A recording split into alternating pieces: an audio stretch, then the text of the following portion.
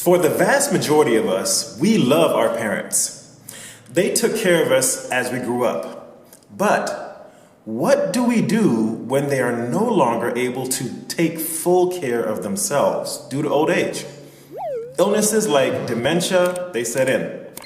And our parents become much more vulnerable to scams and elder abuse.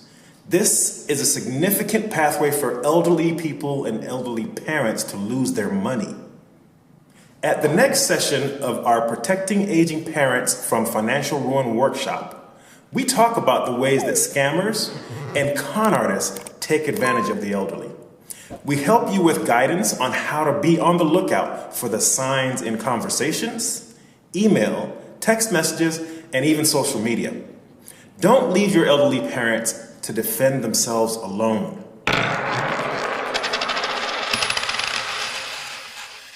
Thanks for watching. A registration link is in the video description. Don't forget to like, subscribe, follow us on social media, and share with a friend.